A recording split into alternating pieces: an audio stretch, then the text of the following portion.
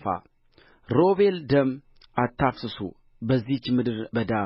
ባለችው ጕድጓድ ጣሉት ነገር ግን እጃችሁን አትጣሉበት አላቸው እንዲህም ማለቱ ከእጃቸው ሊያድነውና ወደ አባቱ ሊመልሰው ነው እንዲህም ሆነ ዮሴፍም ወደ ወንድሞቹ በቀረበ ጊዜ የለበሳትን በብዙ ኅብር ያጌጠቺቱን ቀሚሱን ገፈፉት ወስደውም ወደ ጕድጓድ ጣሉት ጕድጓዱም ውኃ የሌለበት ደረቅ ነበረ እንጀራም ሊበሉ ተቀመጡ ዓይናቸውንም አንሥተው አዩ እነሆም የእስማኤላውያን ነገዶች ወደ ግብፅ ለመውረድ ከገለዓድ መጡ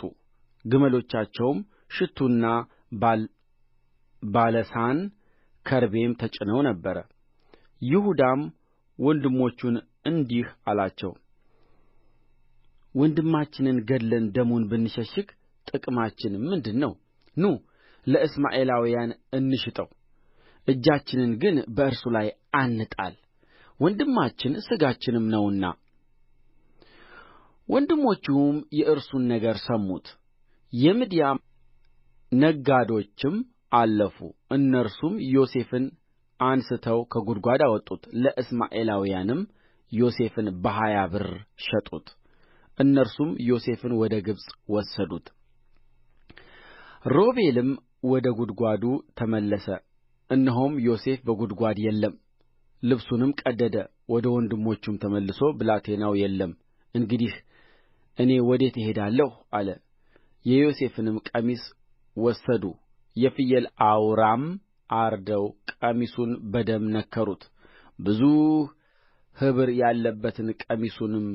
ላኩ ወደ አባታቸውም አገቡት እንዲህም አሉት ይህን አገኘን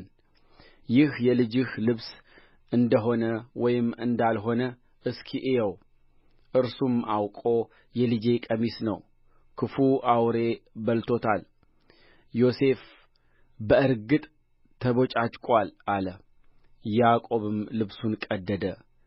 በወገቡም ማቅ ታጥቆ ለልጁ ብዙ ቀን አለቀሰ ወንዶች ልጆቹና ሴቶች ልጆቹም ሁሉ ሊያጽናኑት ተነሡ መጽናናት እንቢ አለ እንዲህም አለ ወደ ልጄ ወደ ሙታን ስፍራ እያዘንሁ እወርዳለሁ አባቱም ስለ እርሱ አለቀሰ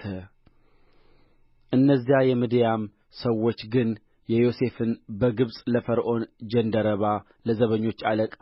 ለጲጥፋራ ሸጡት